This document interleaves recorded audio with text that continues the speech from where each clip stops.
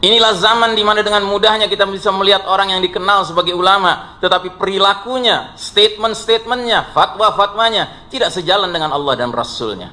Dengan ringannya seorang ulama mengatakan jilbab tidak wajib. Dengan ringannya seorang ulama mengatakan ini dan itu. Na'udzubillahi min dzalik. Alhamdulillah, hadis tentang periodisasi, ringkasan sejarah umat Islam tidak berakhir di babak keempat. Nabi memberikan kita kabar gembira bahwa babak keempat ini akan mengalami expire date untuk kemudian datang babak kelima, babak terakhir di mana kejayaan Islam akan tegak kembali. Bismillahirrahmanirrahim.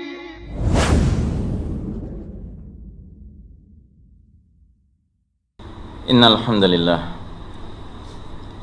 nahmaduhu wa nasta'inuhu wa nastaghfiruh wa na'udzu billahi min shururi anfusina wa min sayyiati a'malina may yahdihillahu fala mudilla lahu wa may yudlilhu falan tajida lahu waliyyan mursyida. Ashhadu an la ilaha illallah wahdahu la syarika lah wa ashhadu anna Muhammadan abduhu wa rasuluhu la nabiyya ba'dah. Allahumma salli ala Muhammadin wa ala alihi wa ashabihi wa ansarihi wa junudihi wa man tabi'ahum bi ihsanin ila yaumiddin. Fa ya ibadallah, usikum wa iyaya bittaqwallah faqad fazal muttaqun. Wa qala Allah ta'ala fi kitabihil karim ba'da a'udzu billahi minasy syaithanir rajim. Ya ayyuhalladzina amanu taqullaha haqqa tuqatih wa la tamutunna illa wa antum muslimun. Amma ba'd. Sidang Jumat rahimakumullah.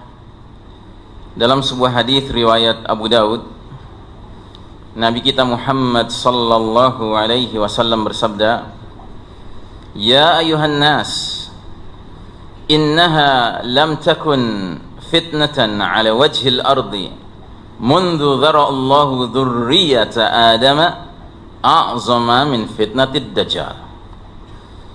Hai manusia sekalian, sesungguhnya tidak ada ujian fitnah di muka bumi ini semenjak Allah Ta'ala menghadirkan anak cucu Adam yang lebih dahsyat dari fitnah dajjal. Wa inna Allah azza wa jalla lam yab'ath nabiyyan illa haddara ummatahu ad-dajjal. Dan sesungguhnya Allah azza wa jalla tidak mengutus seorang nabi pun melainkan nabi tersebut memperingatkan umatnya mengenai perkara dajjal. Wa ana akhirul anbiya wa antum akhirul umam wa huwa kharijun fikum la mahalah. Sedangkan aku ini nabi terakhir dan kalian umat terakhir, maka tidak bisa dipungkiri lagi Dajjal akan keluar di tengah-tengah kalian. Saudara sekalian rahimakumullah, hidup kita di dunia ini adalah perjalanan panjang menghadapi ujian demi ujian. Itulah hakikat dunia ini. Karenanya ada istilah bahwa dunia ini merupakan darul ibtila, negeri tempat kita diuji, negeri tempat kita dicoba. Nah, ternyata di dalam hadis ini Nabi menegaskan apapun ujian yang kita hadapi, apapun fitnah yang kita hadapi, tidak ada yang lebih dahsyat daripada fitnah dajjal. Karenanya para ulama meletakkan dajjal sebagai salah satu dari asyra ayat, 10 tanda besar kiamat. Sebagaimana kita ketahui, tanda-tanda kiamat terbagi dua. Ada tanda-tanda kecil, jumlahnya sangat banyak dan umumnya datang lebih dahulu. Dan ada tanda-tanda besar, jumlahnya terbatas, hanya 10, dan datangnya ketika kiamat sudah dekat sekali akan terjadi. Nah, salah satunya adalah khurujud dajjal, keluarnya dajjal.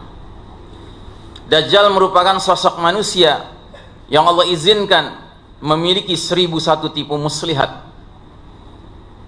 Dan dajjal ketika sudah keluar nanti, dia akan memasuki semua kampung, semua negeri. kecuali 4 tempat tidak bisa dia masuki, yaitu kota Mekah, kota Madinah, Masjid Al-Aqsa, dan Masjid At-Tur. Tetapi semua negeri lain, kampung lain, kota lain dia akan masuki. Dan dalam satu riwayat dijelaskan, ketika Dajjal masuk ke satu kampung, kemudian penduduk kampung ini adalah orang-orang kafir, atau ada orang muslim tetapi muslim yang tidak pernah berbuat kebaikan, maksiat terus kerjanya. Begitu dia datang, Dajjal akan mengumumkan di hadapan penduduk kampung itu, "Ana rabbukum, aku Rabb kalian." Maka penduduk ini akan segera menyambutnya, "Anta rabbuna, engkaulah Rabb kami. Kalau begitu tolong kami sudah kelaparan selama 3 tahun, kekeringan." Maka kata Dajjal, "Hai langit, turunkan hujan." Turunlah hujan, padahal sudah lama tidak turun hujan. "Hai bumi, keluarkan tumbuh-tumbuhanmu." Maka keluarlah tumbuh-tumbuhan dengan subur dari bumi. Semua ini tentu atas izin Allah Ta'ala. Sehingga hewan ternak dari kaum musyrik penyembah Dajjal ini menjadi gemuk-gemuk, susunya banyak. Dajjal memberikan surga kepada penduduk kampung ini. Adapun Dajjal masuk ke kampung yang lain, kampung ini isinya orang-orang mukmin dan berimannya dengan sebenar-benarnya iman. Ketika Dajjal mengumumkan, "Ana rabbukum," mereka akan menjawab, "Rabbunallah, Rabb kami adalah Allah." "Anta al-Masihud Dajjal, kamu ini adalah sang pendusta Dajjal." Maka Dajjal marah. Dia katakan kepada langit, "Hai langit, jangan turunkan hujanmu." Maka langit pun tidak menurunkan hujan, padahal sudah 3 tahun tidak turun hujan. "Hai bumi, jangan keluarkan tumbuh-tumbuhanmu." Sehingga menjadi kering kerontang. Memang sudah lama tidak keluar tumbuh-tumbuhan dari tanah itu. Akhirnya hewan ternak orang-orang beriman ini bermatian bergelimpangan. Dajjal memberikan neraka kepada mereka. Saudaraku rahimakumullah, ini baru segelintir di antara tipu daya Dajjal. Namun dalam hadis yang lain, riwayat Imam Ahmad, suatu ketika sahabat Abu Dzar Al-Ghifari radhiyallahu an sedang berjalan berdua dengan Nabi. Tiba-tiba Nabi bersabda, "La ghairud Dajjal akhwafuni ala ummati." Sungguh ada selain Dajjal yang lebih kutakuti menimpa umatku. Terkejutlah Abu Dzar radhiyallahu an mendengar hadis ini, karena Abu Dzar pun mendengar hadis yang pertama, di mana Nabi mengatakan sepanjang sejarah Bani Adam tidak ada ujian lebih dahsyat daripada fitnah Dajjal. Tapi tiba-tiba Nabi di sini mengatakan, sungguh ada selain Dajjal yang kukhawatirkan menimpa umat ini. Maka langsung Abu Dzar bertanya, "Ma hadzal ladzi ghairud Dajjal akhwafuka ala ummatika?" Ya Rasulullah, apa itu selain Dajjal yang kau khawatirkan menimpa umatmu? Nabi menjawab, "A'immatan mudillin." Artinya imam-imam yang menyesatkan. Jamaah sekalian rahimakumullah, para ulama mengartikan a'immatan mudillin ini dengan 2 pengertian. Pengertian yang pertama, ulama su', ulama yang buruk, itu termasuk a'immatan mudillin, imam-imam yang menyesatkan. Sebagaimana kita ketahui, ulama terbagi 2, ada ulama khair, ulama yang baik, ada ulama su', ulama yang buruk. Ulama yang khair adalah ulama yang takutnya hanya kepada Allah Ta'ala, ilmu dan amalnya kelop dengan Allah, kelop dengan kelakuannya. Sedangkan ulama su' adalah ulama yang takutnya kepada selain Allah Ta'ala, ilmu dan amalnya tidak kelop dengan Allah Ta'ala, perilakunya juga tidak menunjukkan keilmuan yang dia katakan dia miliki. Sedangkan tafsiran yang kedua, a'immatan mudillin, adalah para penguasa yang menyesatkan. Saudaraku rahimakumullah, harus kita akui bahwa kita sekarang hidup di suatu masa di mana Dajjal belum keluar, tetapi tampaknya fenomena a'immatan mudillin hadir di tengah-tengah kita. Mau itu dalam tafsiran yang pertamakah, mau itu dengan tafsiran yang keduakah, lengkap semuanya ada. Dan memang kalau kita kaitkan apa yang sedang kita bahas ini dengan sebuah hadis mengenai ringkasan sejarah umat Islam. Nabi pernah menyampaikan ringkasan sejarah umat Islam dalam satu hadis riwayat Imam Ahmad. Umat Islam ini berawal dengan diutusnya Nabi Muhammad sallallahu alaihi wasallam. Umat Islam ini berakhir dengan fenomena angin lembut lebih lembut dari sutra berhembus dari Yaman, dalam riwayat yang lain dari Syam. Yang angin ini tugasnya mewafatkan dengan baik-baik orang-orang beriman, sampai yang imannya tinggal seberat biji zarrah, seberat biji sawi, seberat biji atom, asalkan dia beriman, diwafatkan oleh angin ini. Sehingga kata Nabi, kalau semua orang beriman sudah wafat, maka yang tersisa yang masih hidup di muka bumi ini tinggallah syirarin nas, manusia-manusia yang paling buruk, yang paling jahat, orang-orang kafir 24 karat. Mereka akan melakukan aneka kemungkaran sampai mereka lah yang mengalami dahsyatnya peristiwa kiamat. Saudaraku rahimakumullah, Nabi pernah meringkas perjalanan umat ini dari awal beliau diutus sampai angin lembut berhembus, dan kesimpulannya ternyata dalam hadis tersebut kata Nabi, jumlah babak perjalanan umat Islam hanya 5. Dan ketahuilah, kita yang hidup di era modern sekarang ini sudah berada di babak keempat. Dan uniknya hadis ini, pergantian satu babak kepada babak berikutnya dikaitkan dengan pergantian kondisi kualitas kepemimpinannya. Dan ketahuilah, ternyata babak keempat, it is the darkest chapter of the Islamic history. Ini adalah babak paling kelam dalam sejarah umat Islam. Disebutnya saja dengan sebutan mulkan jabriyatan, babak kepemimpinan para penguasa yang memaksakan kehendak mereka. Saudaraku rahimakumullah, di babak inilah kita sadar tidak sadar, seharusnya sadar, bahwa bermunculanlah a'immatan mudillin, para imam-imam yang menyesatkan itu. Kita menyaksikan di babak keempat ini kehendak Allah dan Rasulnya disingkirkan, dan bermunculanlah para penguasa yang memaksakan kehendak mereka, baik individual maupun kolektif, sehingga bermunculanlah diktator individual atau diktator kolektif. Tapi yang pasti bukan kehendak Allah dan Rasulnya yang ditegakkan. Lain halnya dengan babak pertama. Babak pertama Nabi Muhammad sallallahu alaihi wasallam yang memimpin umat ini, kehendak Allah dan Rasulnya tentunya tegak. Di babak kedua juga demikian, kehendak Allah Rasulnya masih tegak, karena para pemimpinnya adalah khulafaur rasyidin, khalifah-khalifah yang lempeng, yang lurus, yang jujur, yang adil, yang bijaksana, yang nyunnah, yang istiqamah. Bahkan di babak ketiga pun masih demikian. Di babak ketiga, sistem yang diberlakukan masih menjadikan Allah dan Rasulnya alias kitabullah dan sunnah sebagai sumber nilai, sumber norma, sumber hukum satu-satunya. Kadang-kadang umat Islam punya khalifah yang adil, kadang-kadang umat Islam punya khalifah yang zalim, itu di babak ketiga. Tapi setidak-tidaknya umat merasa aman dan tentram dinaungi oleh sistem nilai, sistem norma dan sistem hukum yang semestinya diberlakukan atas mereka, sehingga mereka bersabar menghadapi khalifah-khalifah yang zalim itu. Tetapi di babak keempat ini kita hidup dalam kondisi centang berenang. Inilah babak yang digambarkan oleh Nabi sebagai babak kaqita'il lailil muslim, laksana potongan malam yang gelap gulita. Inilah babak yang kata Nabi, badiru bil a'mali fitanan, bersegeralah kalian beramal sebelum datangnya fitnah-fitnah yang begitu banyak. Ini dia babaknya.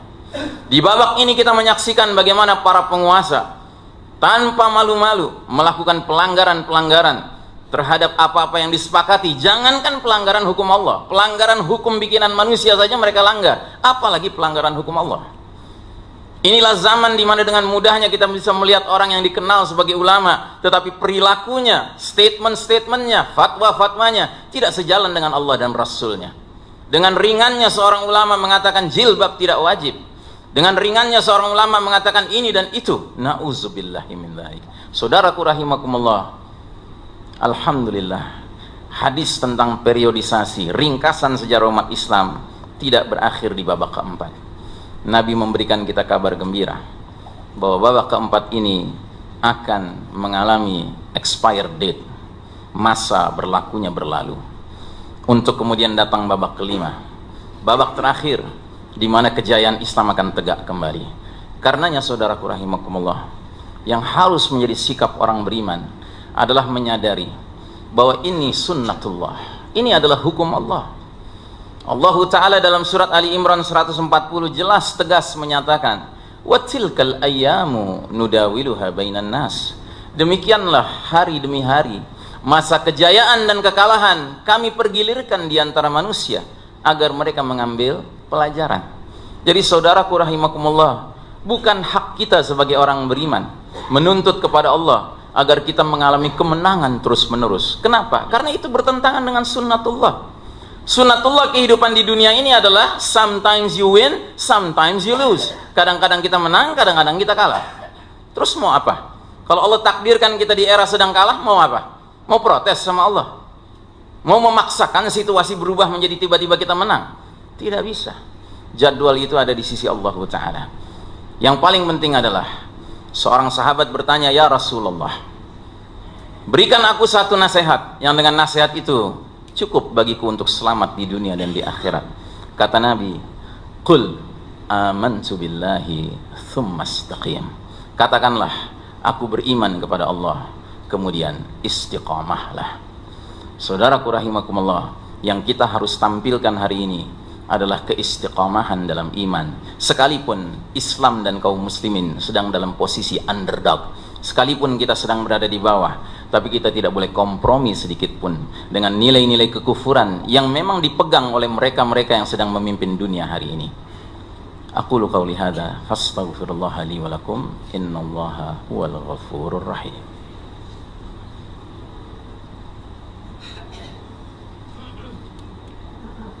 Alhamdulillah, wassalatu wassalamu ala rasulillah wa ala alihi wa ashabihi wa mawalah. Faya ibadallah, usikum wa iyaya bittaqwallah, faqad fazal muttaqun. Wa qala Allah ta'ala fi kitabihil karim ba'da a'udzu billahi minasyaitonir rajim, ya ayyuhalladzina amanu taqullaha wa qulu qawlan sadida yuslih lakum a'malakum wa yaghfir lakum dhunubakum wa man yuti'illaha wa rasulahu faqad faza fawzan 'azima. Amma ba'd. Sidang Jumat rahimakumullah, demikianlah khutbah pertama kami yang intinya ingin mengingatkan bahwa sepanjang sejarah Bani Adam, kata Nabi Muhammad sallallahu alaihi wasallam, tidak ada fitnah lebih dahsyat, tidak ada ujian lebih dahsyat daripada ujian keluarnya Dajjal. Namun demikian, Nabi juga memperingatkan sesuatu yang rupanya munculnya sebelum munculnya Dajjal. Dan qadarullah, tampaknya kita berada di era tersebut. Nabi sampai mengatakan kepada sahabat Abu Dzar, sungguh ada selain Dajjal yang lebih kukhawatirkan menimpa umat ini.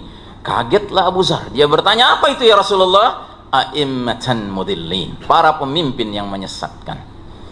Tafsirannya, ulama su dan atau penguasa-penguasa yang menyesatkan. Mereka adalah orang-orang terdepan, berpengaruh di masyarakat, tetapi mereka tidak mau menegakkan apa yang mesti ditegakkan. Apakah yang mesti ditegakkan? Aturan Allah Ta'ala, aturan Rasulullah SAW. Itu yang mesti ditegakkan, tapi mereka tidak menyatakannya. Dan sudah barang tentu dari dua kelompok ini yang paling besar dosanya adalah mereka yang disebut ulama su.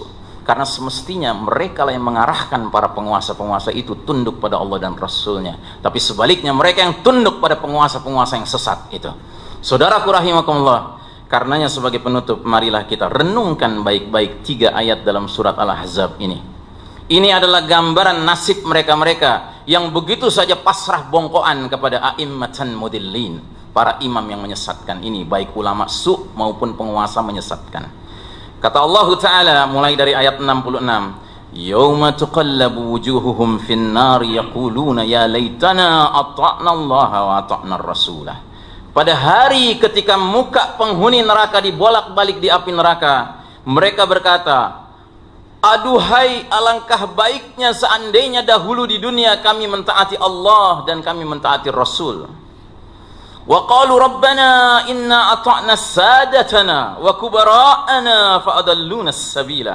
Dan mereka berkata, ya Rabb kami, sungguh dahulu di dunia kami mentaati sadatana wa kubara'ana, ternyata mereka menyesatkan kami dari jalan yang benar. Sadatana diterjemahkan pemimpin-pemimpin kami, kubara'ana diterjemahkan pembesar-pembesar kami. Siapa kubara'ana ini? Kalau kita lihat setidak-tidaknya dalam 10 kitab tafsir, kubara'ana disepakati maknanya adalah ulama-ulama kami.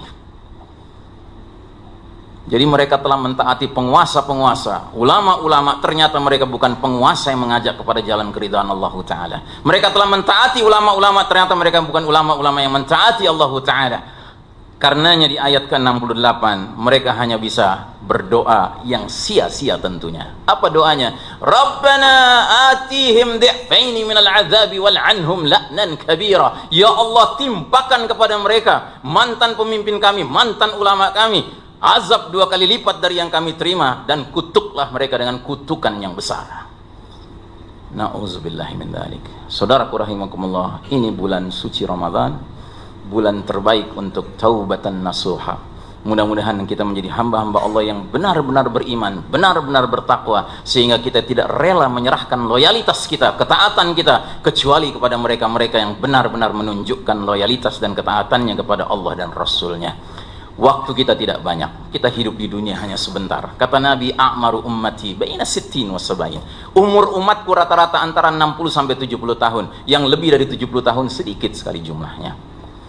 Innallaha wa malaikatahu yusalluna 'alan nabi ya ayyuhalladzina amanu sallu 'alaihi wa sallimu taslima. Allahumma salli ala Muhammad wa ala ali Muhammad kama sallaita ala Ibrahim wa ala ali Ibrahim innaka Hamidum Majid. Allahumma ighfir lil muslimin wal muslimat wal mu'minin wal mu'minat al ahya'i minhum wal amwat ya sami'un qaribun mujibud da'wat ya qadiyal hajat. Rabbana ighfir lana wa li ikhwanina alladhina sabaquna bil iman wa la taj'al fi qulubina ghillan lil ladzina amanu rabbana innaka ra'ufur rahim. Allahumma ighfir lana wa li walidina warhamhum kama rabbawna shighara. Rabbana hab lana min azwajina wa dhurriyyatina qurrata a'yunin waj'alna lil muttaqina imama. Allahumma ighfir lana wa li walidina warhamhum kama rabbawna shighara. Allahumma a'izzal islam wal muslimin. Allahumma adhill asy-syirka wal musyrikin. Allahumma ahlikil kafarata wal musyrikin. Allahumma ansur ikhwanana al muslimin al madlumin al mustad'afin fi kulli makan wa fi kulli zamanin, khassatan fi Palestin, fi Suria, fi Gaza, fi Syam, fi Myanmar, fi Xinjiang, fi Indonesia, wa fi kulli makanin wa fi kulli zamanin birahmatika ya arhamar rahimin. Allahumma ansur ikhwanana al-mu'minin al-mukhlasin al-muwahhidin al-mujahidin fi sabilillah fi kulli makanin wa fi kulli zamanin birahmatika ya arhamar rahimin. Allahumma inna na'udzubika min adzabi jahannam wa min adzabil qabr wa min fitnatil mahya wal mamat wa min syarri fitnatil masiihid dajjal. Rabbana atina fid dunya hasanah wa fil akhirati hasanatan wa qina azaban nar walhamdulillahi rabbil alamin. Inna Allah ya'muru bil adli wal ihsan wa ita'i dzil qurba wa yanha 'anil fahsya'i wal munkari wal baghi ya'idzukum la'allakum tadhakkarun wa la dzikrullahi akbar wa aqimis shalah. Allahu akbar Allah. Ya salli wa sallim